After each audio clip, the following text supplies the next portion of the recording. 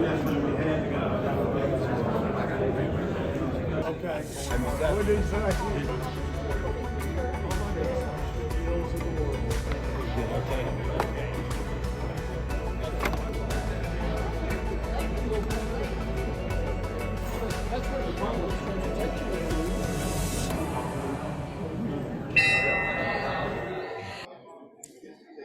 Well, good afternoon, folks. If you'll forgive me, we're going to start a few minutes early today because we've got a fairly long agenda and I don't want to cut into the program.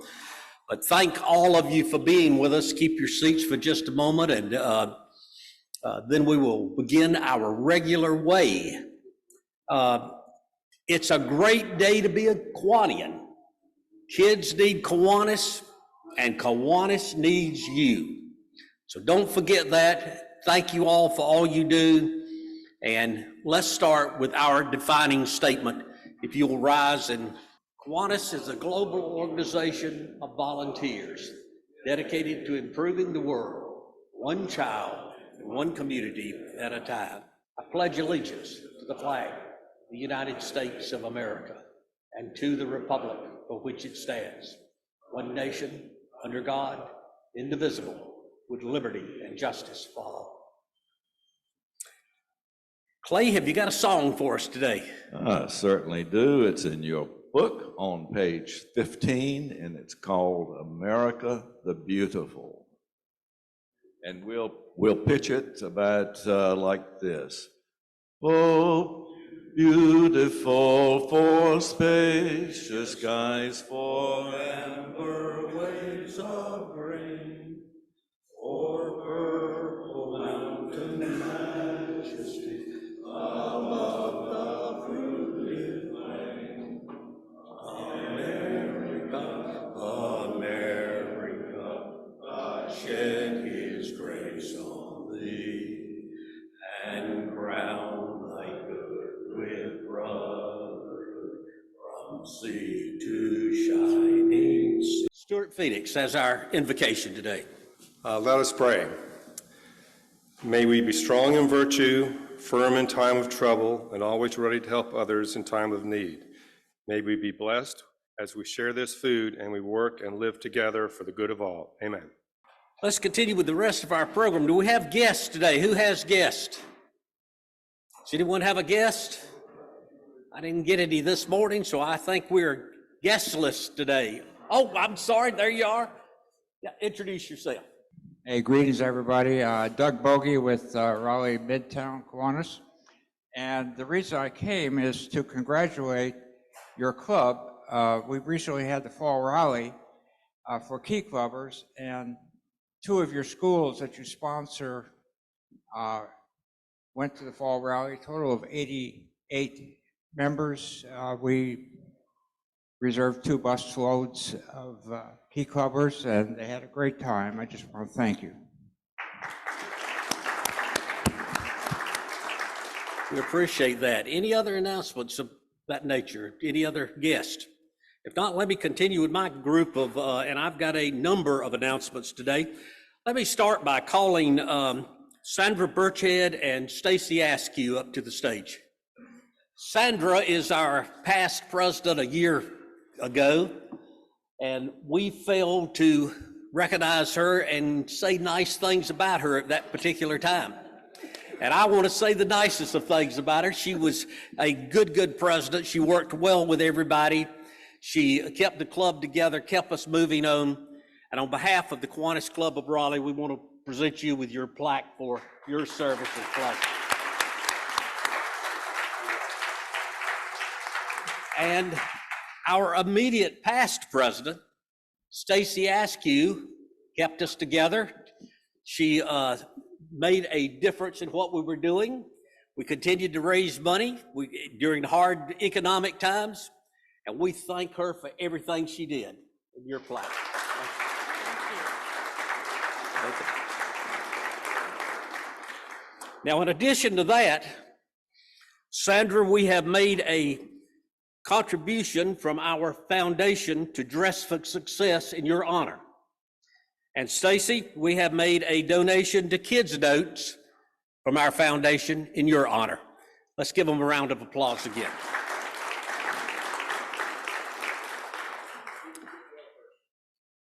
I'm getting to it right now. Courtney has been in the hospital this week. She's with us today. I'm glad she's back. She's finished with chemo. She had a blood clot this week, and I hope they've taken care of it, and we hope they do too. Say a word of prayer for her and also for her husband, who is preparing for a bone marrow transplant in December. Courtney, thank you for being with us. John Aldridge, one of our members, is at home at the Glen Air in Cary. He has recently had his, I believe it's his right foot amputated, and he needs to hear from Kiwanians. He needs your visits, he needs your prayers, he needs your thoughts. Give him a call if you can, John Aldridge. I hope all of you remember John. I tell you, even with a walker, he made it to as many meetings as he could come to, and it was always good to see him, and we appreciate that very much. This week, and put your hand up or stand up as I call you. How about Tom Bradshaw on the 22nd of the month? It's his birthday. Tom. And let me tell you, Tom was here and he served those pancakes over the weekend.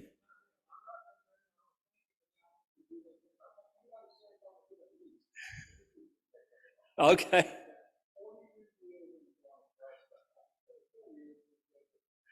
"42 years in Kiwanis and some time before that." On the 23rd, Al Smith has a birthday. Is he with us? If not, Ashley Perkinson, is she with us? She has a birthday on the 25th. Hamp Fields is here on the 28th. Hamp, you have a birthday. Thank you so much. On the 29th, Dennis Purnell. Dennis, you with us? Bob Sutherland on the 29th. I just heard from him. He has conjunctivitis, and he didn't want to expose anybody to it, so I told him he'd made a wise decision. Stay home. And on the 31st, recognize her again, Stacy Askew. Happy birthday, Stacy. Let's talk about the pancake breakfast this past Saturday. Folks, it was a success. You need to applaud yourself. We served over 400 individuals that morning. They came and they had fun. They were excited. They were happy. They laughed. How many of you were here on Saturday? Put your hands up. Look at those hands. We appreciate all of you that came and ate with us and also that participated. Let me ask the ones that were here. Did you see all the young kids coming in as a group to eat pancakes? Did you see that group of them? They were from our Boys and Girls Club. They brought them here. That's one of the groups that we support each year. We were glad they came to support it. And I tell you what, a good group of kids. How about when you went through the serving line and you saw people working? Did you see a bunch of college students and high school students there? Well, they were our Circle K members and our Circle K and Key Club members from high schools and colleges. We really appreciate what they do. They were getting their service time in. We appreciate them offering to help us. We appreciate them helping us each year. We couldn't do without it. And I hope all of you that were here got a good meal of pancakes and sausage and orange juice and coffee or whatever you needed, because we had fun serving it. And one of the great benefits of being in the Kiwanis Club is companionship and also being able to intermingle with your fellow Kiwanians. And we did a great time of that. And if you walked through and went back in the kitchen, I've never seen so many happy people cooking and flipping pancakes. Thank God your wives didn't see it, because they'd have you cooking all the time. But thank you for everything all of you did, men and girls too. We appreciate everything. On your placemat in front of you is a list of our sponsors. We could not have done it without that group of sponsors. And we appreciate them. Take a look at those sponsors and use them, visit them, do business with them, because they are doing business with us. Let me just thank a group of our folks. Sandra Birchhead was head of the executive committee. Jason Tyson was our volunteer chair. Gwen Vass handled finances. Francis Bobby and Meredith Little, sponsorship chairs. Meredith Little handled our raffle, and Drew Cook and Hunter Bonds were the food prep chairs, and they all did a great job, and we appreciate it. We are still counting money, but it looks like we are going to be very close, right on top of what we did last year. And that's only because of your hard work, and I thank you for that. And that hard work also has made possible the fact from last year, because of last year, we just wrote a check for $15,437 to the Kiwanis Club Foundation based on the income that we had, and it is laid out in our Constitution of how much we give to the foundation each year. They got $15,437 because of you. Give yourself a round of applause for that. Stacy, I think you have an announcement for us. Thank you, Buck. Before I do, there is one other member that we should think about. Harley Mudge has been not doing very well, and I think he's been in the hospital. So if you have Harley Mudge, oh, you have an update? Maybe I don't know, but that's what I heard Saturday. Thank you very much. I went and saw him this morning, and he's in Rex. He's had some surgery and whatever else, and he was limping along pretty well, and he's doing all right, I guess. And right now, his wife was sitting there being with him until she got COVID. And his sister was with him early, but she got COVID. But I went and visited him this morning and stayed 6 feet away from everybody and wore the mask and whatever else and visited. Right now, his vocal cords are challenged, so he really can't carry on much of a conversation with you. But they got lots of tubes in him and whatever else, and he's very, very impressed with the care he's getting over there at Rex. And you know, he's doing the best he can do, is what I got to say. But thank you. Thank you for sharing that. Okay, I think you called me. We have on behalf of the nominating committee, we had an empty seat for our board. It is my pleasure and honor to announce that the nominating committee is nominating Jason Tyson. He has accepted that nomination, and there will be a club vote in 2 weeks. Thank you. Jason, stand up so everybody can see you. Thank you for all you do. We appreciate it. Thank you. Membership is everything. Membership makes the difference. And we've got a membership drive going on now through the end of the year. So work hard. The person that brings in the most members gets a $250 gift certificate from Robert Cooper to go to the Angus barn. So I'm sure you want that. Work hard to get it. Let me point out that our jar is here for the Change the Future campaign. We want you to put some money in that. Hope you will on the way out. We need 2 volunteers for today for the soup kitchen. Do I have 2 volunteers? Oh, golly gee, surely 2. There's 1 volunteer. Do I have another one? Do I have another one? Well, my hand's up in there, so we got 2 volunteers now. Thank you so much. We appreciate that. We volunteer for the soup kitchen for the Salvation Army on the last Friday in each month. We are also looking to, again, ringing the bell with the Salvation Army for Christmas. And that's going to be the first Saturday in December. You'll hear more about that. I hope many of you will volunteer to help us ring the bell and raise money for the Salvation Army. I hate to do this with her sitting there, but let me just say this. As you know, Courtney and her husband are going through some rough times. And rough times, you call on your friends and you call on your fellow club members. And I'd like to ask that we have a special love offering for her to help her out, because this is a hard time for her. If you'll leave your contribution on the table, I'll make sure nobody else gets it. We'll pick it up as soon as the meeting's over. But please leave your offering on the table. Thank you so much for all you do. Thank you for being with us today. And now it's time to introduce our speaker, and our speaker will be introduced by June Small.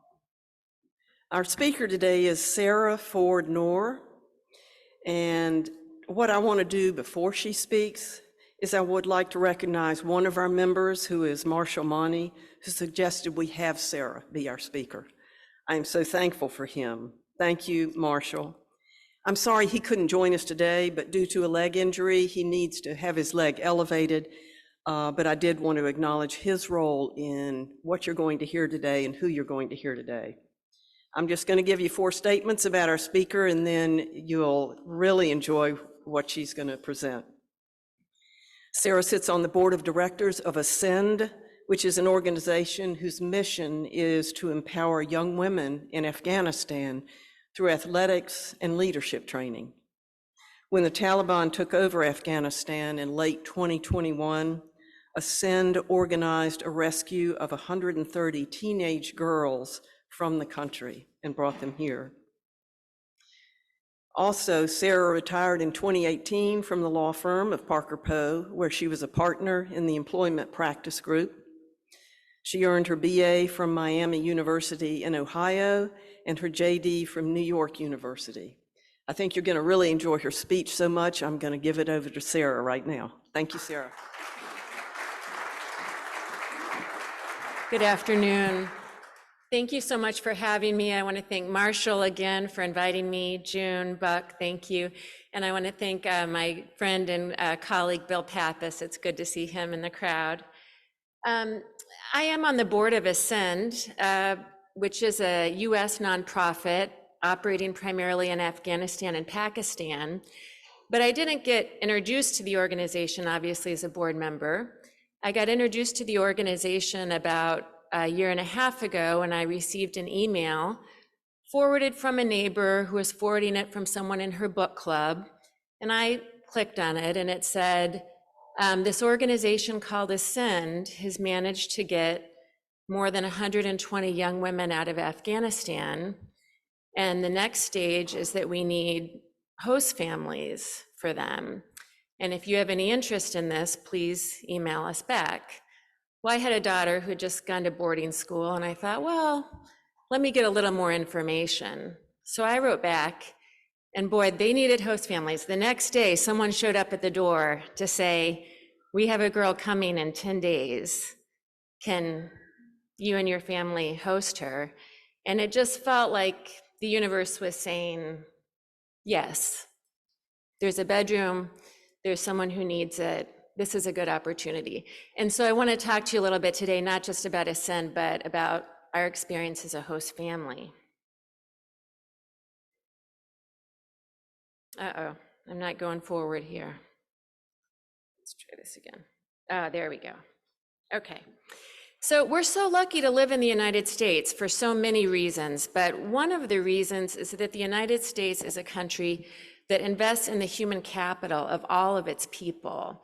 And we noticed even in the pandemic, when women were a little slower to return to the workforce, particularly women with children at home, just a small percentage of the working female workforce, it made a significant impact on our economy. Well, imagine if none of the women in America worked in the workforce. And then imagine if none of the women in America could drive. And then imagine if most of the women in America could not read or write. And imagine the drag that would be, not just for those individual women and their families, but on our entire economy and society. One of the reasons that our country and other countries like Israel are so strong is because we invest in the human capital of everyone. Everyone is educated, and then everyone pushes to move the country forward. And obviously that is not the case in every country, in a country in particular like Afghanistan, where a full half of the population is kept in something like gender apartheid, unable to work, unable to go to school past the 6th grade, unable to participate in a full range of activities, recreational, professional, and life. In fact, one of the things my host daughter told me is that when she was a little girl in Afghanistan, she used to sometimes sneak up to the roof of her home late at night to fly a kite in the dark because girls were not allowed to fly kites. And so that was something she had to do and sneak and do in secret. So you can imagine growing up in a culture like that, not only do you not do things, but you just don't think of yourself as doing things or being able to do things. And so this quote here really expresses, before Ascend, I could not answer what my goals were. I didn't have any goals. I wasn't supposed to have any either. This is a quote from one of our alumni. And one of the things that the Ascend instructors realized when they, began working in Afghanistan is that they would ask the students who were involved, what do you want to do in the future? And the young women would sit there for a minute with their eyes wide and their mouths because they'd never been asked that question before. These are 16, 17, 18-year-old young women who've never been asked before, what do you want to do with your life? Because there aren't any choices about what to do with your life. So it's a big psychological switch to go from a life where there are no choices and there's no agency to thinking about yourself as a person who has agency and can make choices and have power in the world to affect not just your own life and your family's life, but to be a force for your community and your society as well. So Ascend was founded by a woman named Marina Legree, who's the wife of an American military person, and that's why she was over in Afghanistan initially.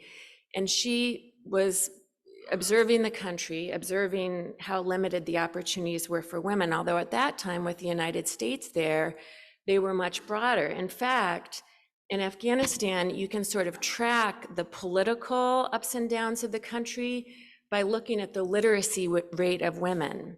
So for example, most young women in Afghanistan now are literate because for the past 20 years or so, America was there present in the country, and the American-backed government was keeping schools open for girls. But if you go a generation back to those girls' mothers, to women about my age, the literacy rate plummets because in that era, the Taliban was in charge and girls were not allowed to go to school. So you can really see how the country has gone up and down with these different forms of leadership. But when Marina saw those limited opportunities and she saw the beauty of the mountains of Afghanistan, but how women were not allowed to climb there, she said, I want to make a difference and start a program. Her background is in athletics, and she wanted to start an athletic program that would have these 5 interlocking pillars.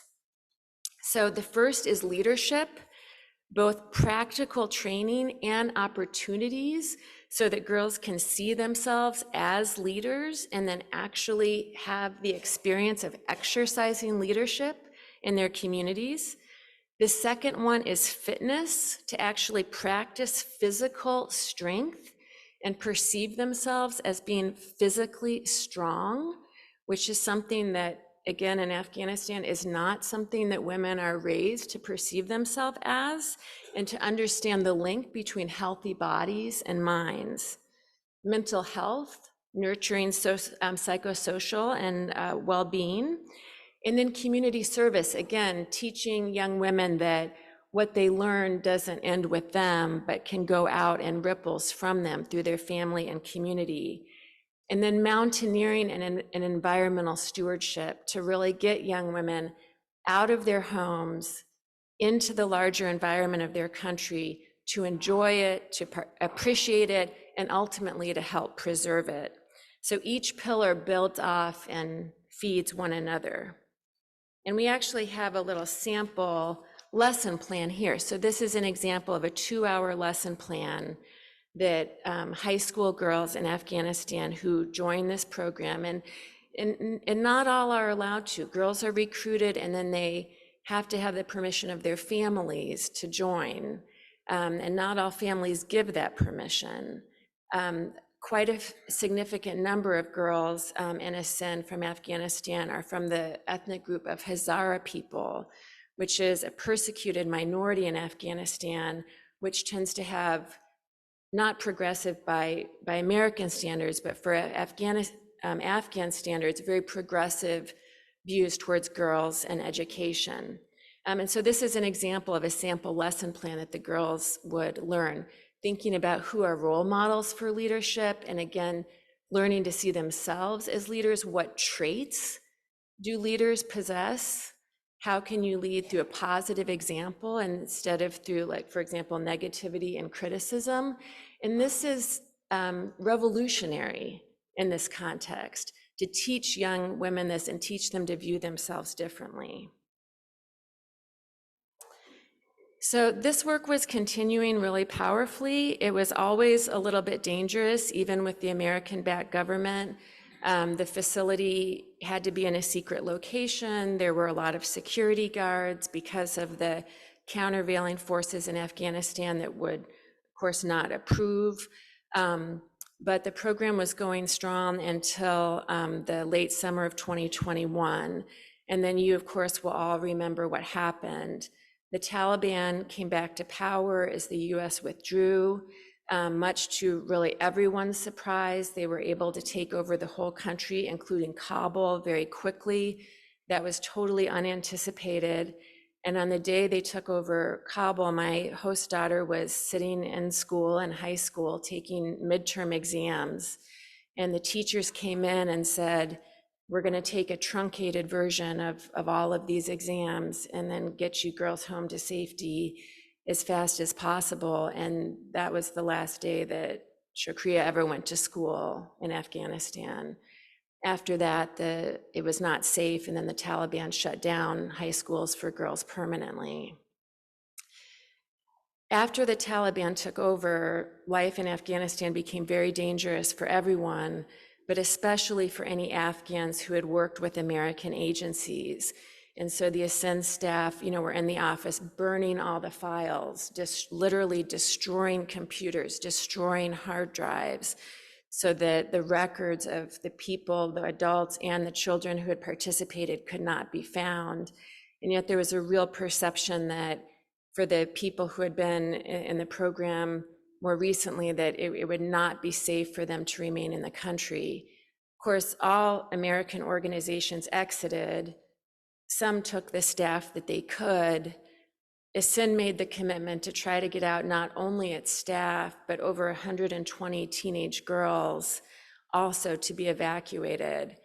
This, of course, put their families in a position that, we all pray to God that our own families would never be in, to make the decision if you are going to send your 17-year-old daughter away from you into unknown dangers, where you will be separated for an indefinite period of time, perhaps forever, or to keep your daughter with you to face the unknown dangers and terrors at home.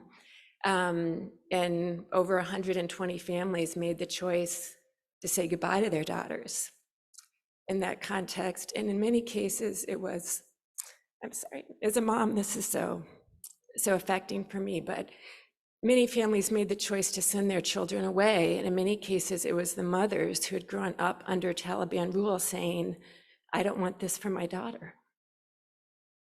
I will send you away to be safe rather than see you grow up as I did. So Ascend got these girls out by hook and by crook. It was not easy. They were told, wait by the door with only a backpack. When the time comes, you will have like a 15-minute window to leave. You will have to slip away on a bus. They put them on buses with decoy families. They had them, sit with strangers they didn't even know, but who would pretend they were attached to their families. They got them to Mazar-e-Sharif.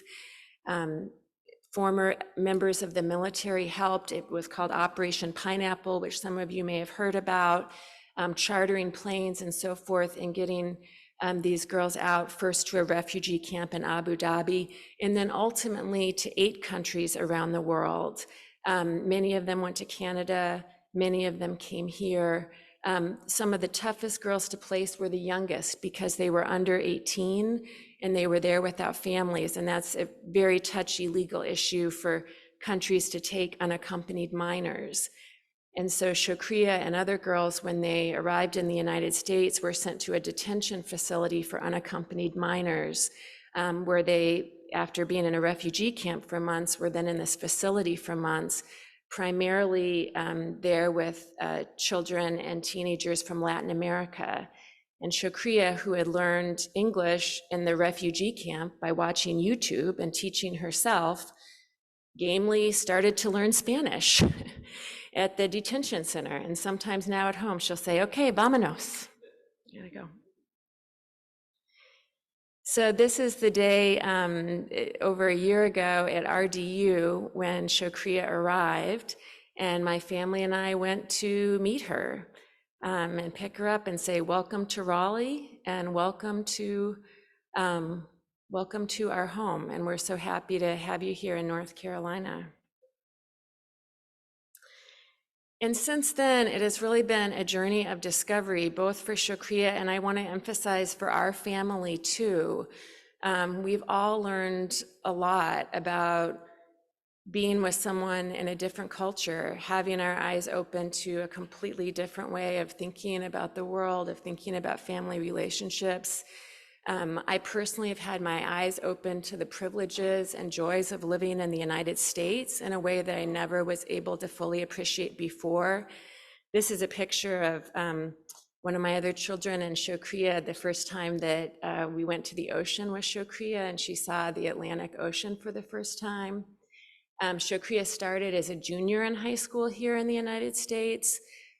We had real trouble enrolling her in the public school system, I'm sorry to say. The bureaucracy and the red tape made it very difficult, but she received a full scholarship to a local private school, Fletcher Academy, where I am so proud to say that from her very first semester in English, which is her third language, she has earned all A's every quarter and every semester. She's one of the hardest workers I've ever seen, and she just puts her nose to the grindstone and powers right through.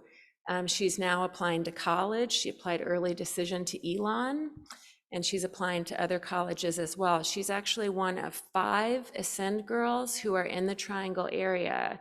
We got quite a number here because there's a significant rock climbing community in Raleigh, and so that's how the word spread, and a number of families here volunteered to be host families.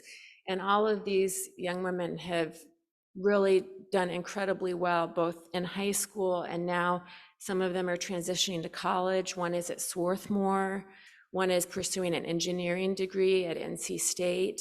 But I'll tell you the truth that also all of them struggle. It is difficult to be doing this in a second or third language, in a culture that is so new, and with the knowledge that your family and your people are still in terrible danger in Afghanistan. And there's a real level of survivor's guilt, and I think we can all relate to this. It's hard to know how to be happy, even in a world of privilege and safety, when people that you love the most are not safe. And when you know that for every girl who made it out of Afghanistan and is pursuing their education here, there are 10,000 girls still in Afghanistan not being able to go to school, not being able to go to work, in many cases going into very early marriages because that is the only path available. And so one of the things, among the many other things that Shokriya does with her time, is she gets on the phone to Afghanistan, and over WhatsApp and Zoom, she teaches English to girls who are still in Afghanistan. And there's a 9.5-hour time change, so that isn't always easy. Sometimes I hear at 6 a.m. before she goes to school, and she's running through verb conjugations with a young woman in Afghanistan who's just hanging on her every word because they still want to learn. And they're still hopeful that one day there'll be some place for them to use that learning, that one day there'll be a way for them to use that English and that knowledge. And they do that homework and they come to those lessons. They do not miss. There are not many American organizations that are in Afghanistan. There is hardly anything in terms of aid in Afghanistan. It is very difficult. You know, we can't send Shokriya's family like mail, for example, or medicine. You know, there's no post, there's no direct conduit. But I am thrilled to tell you that Ascend is actually operating in Afghanistan again. How is this even possible? We found a local Afghan people with connections, sufficient connections to the Taliban to receive approval for just one of Ascend's 5 pillars. So not leadership and not fitness and not mountaineering and not community service, but we received permission to start a mental health program for girls in Afghanistan, to train women instructors, to reopen our facility, again, in a secret location with guards. And now we have 20 young women coming in the morning, 20 young women coming in the afternoon. We can run it all day because they can't go to school. And we are, again, teaching and training and equipping these young women to be empowered and have agency in their own lives. And although we're really only supposed to be doing mental health, there's a gym facility there. And so if the girls express curiosity and wander over to the gym facility, then sometimes that happens. We'll be able to do right now at this level 120 girls a year. So they come into the program for 3 months, and then there's a month down for the trainers themselves to receive additional training. And then a new 40 girls come in, and just bit by bit, we're going to keep going, 40 girls every quarter. Hello everyone, my name is Nakhat Sakhi and I'm so happy to be We here. have this is one of our new instructors speaking in English and doing a great job. And I just want to, can we get the sound up on that? Okay. Yep. All right, we'll try this. Join ASAN. I was going through a hard time because I couldn't continue my studies, but when I started the 3 months program that ASAN have prepared for us, I learned a lot of things and improved my skills and abilities. And I really want to share this information with other girls that are like me with no hope. And thank you so much to ASAN for providing this opportunity for us. And I'm really looking forward to join another program as well to learn and improve myself better and better. Thank you so much. It's a little bit hard to hear for a number of reasons, but I hope you could hear she said, the power of her words is so amazing. She said, I want to share this information with other girls like me with no hope. And then at the end, she says, I want to improve myself better and better. And again, I just think it's amazing as we have this continued connection with young women in Afghanistan, their commitment to education, their commitment to learning, their commitment to improving themselves, even in these circumstances, is so inspiring. And it has really, again, opened my eyes to our privileges that we enjoy as Americans, as an American woman. When my kids now complain about going to school, wow, they have a different perspective. So, and again, just another quote illustrating how I think the most significant change, the fitness is huge, the leadership skills are huge, but I think the most significant change is the internal change that Ascend is working within the hearts and minds of these girls to say, I'm a person who matters. I'm a person who has value, and I'm a person who can have power and agency to do things in my life.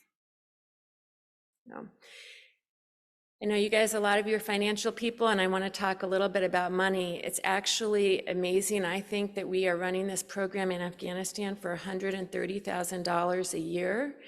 This is a program cost breakdown of the monthly cost per student. A lot of this cost reflects the security risks of operating in Afghanistan. So we have safe facilities, this, again, secret location in Kabul, safe transportation. We have to pay to get the girls there on a bus. One of the main things families say is, I'm open to my daughter participating, but I'm very worried about her getting back and forth in a safe way and not being targeted. And so a lot of our fundraising costs go into transportation to get the girls back and forth. And then I have a little bit more information about how you might want to become involved both with the program in Afghanistan or with the young women who are here in Raleigh. But I'm going to stop talking for a minute because I didn't think this was going to be able to happen, but today turned out to be a day off from school. And so Shokriya agreed to come with me and to say a few words. And I want to turn it over to her because she is here with us today. Shokriya, why don't you come on up?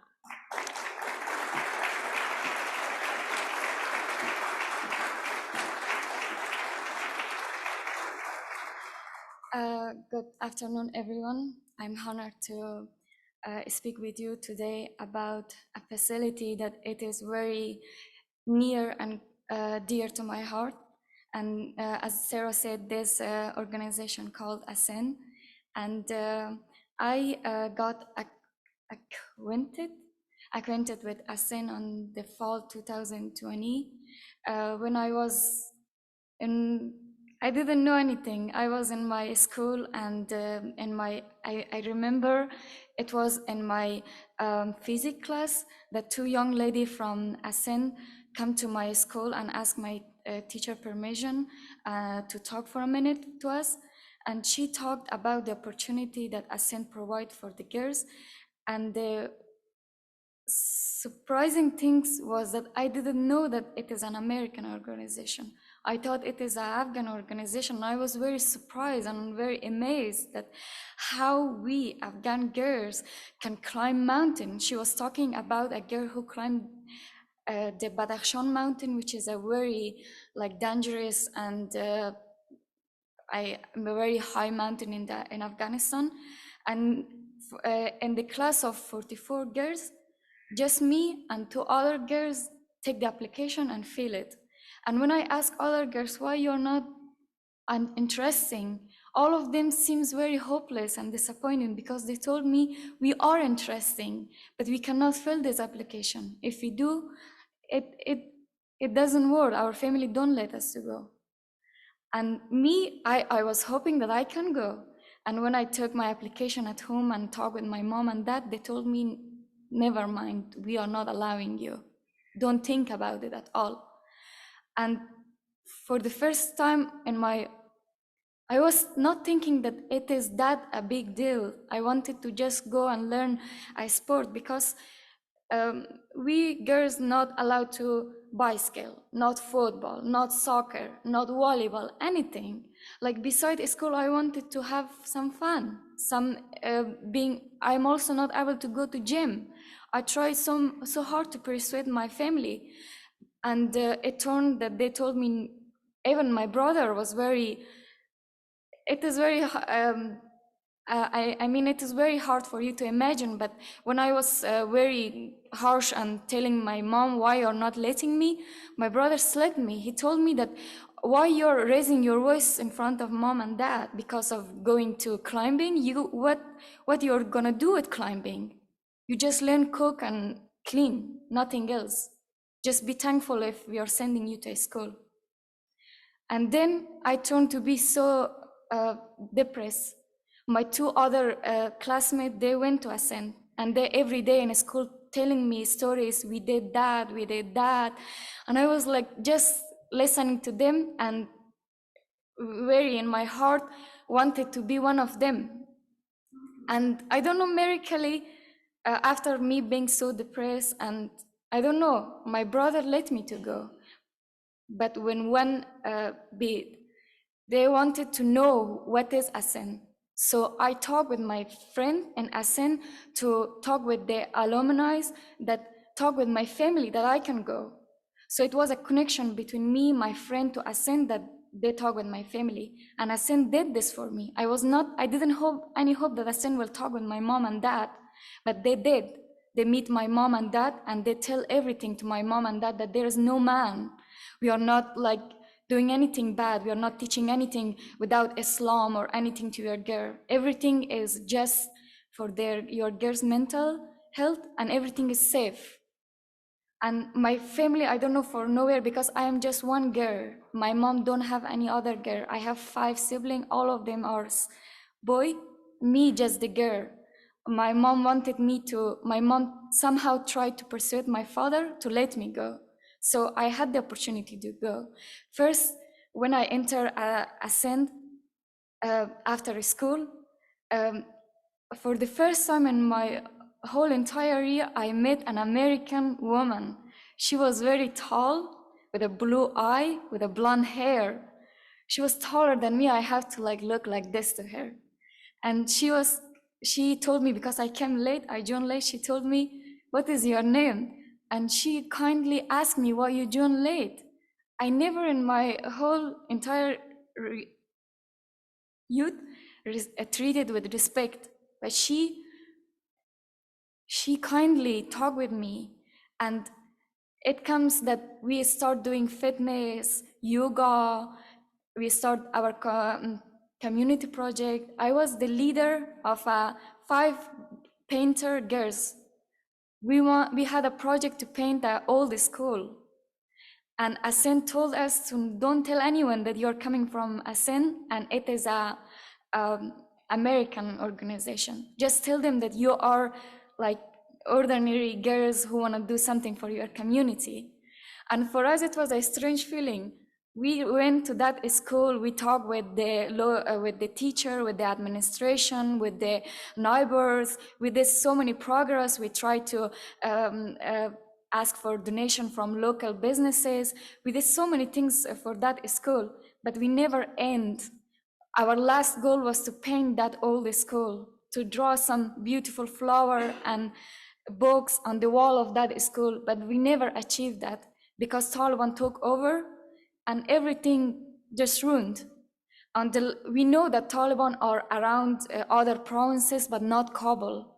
I was still going to Ascend, and I hope that never Taliban can take over Kabul because Kabul was the capital.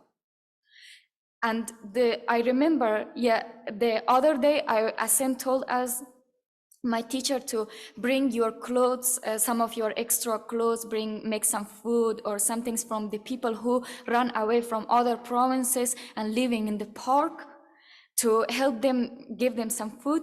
And we all girls collect all of those things to go and like in group to give so many people help who ran from Taliban from other provinces. But we never gave those things that we collected.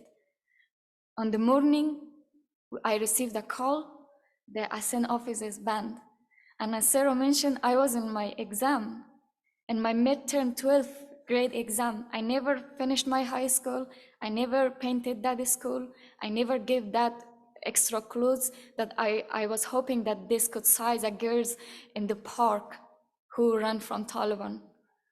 So today, I'm here to ask you to help that organization who start again their progress in Afghanistan. And it is more challenging because it is their mission is very limited right now. Ascend helped me through here in the United States. It didn't end me leaving Afghanistan and going to Abu Dhabi, which was under nowhere. I didn't have any hope, but Ascend helped me. They work with the government. They provide me with English classes. They did so many things. But for me, like right now, I want to give back something to Ascend and tell you my story. I hope my story inspired you and make you to think that all of you may have girls in my age or maybe older than me. So I hope that you can help other girls in Afghanistan. Thank you so much.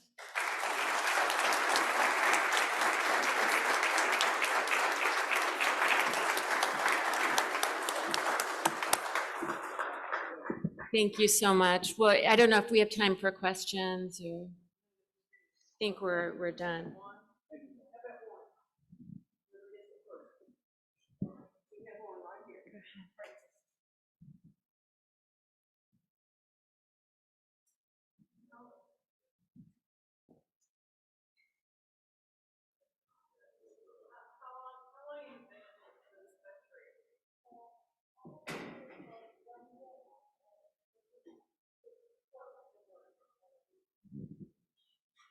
Hello, yeah.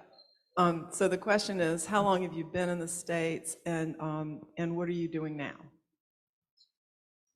I have been here for almost 15 months, and right now I'm a senior in Fletcher Academy, and I'm applying for college.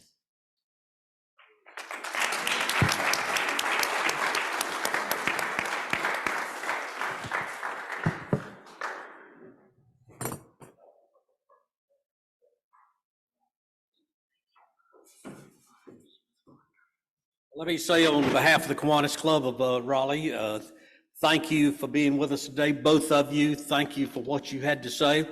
They'll both be here to answer your questions. Don't forget the love offering if you'll leave it on the table for Courtney and her family.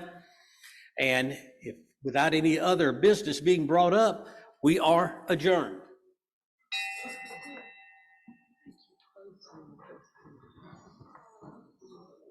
Wonderful learning experience for us to hear what you were talking about, what you were doing.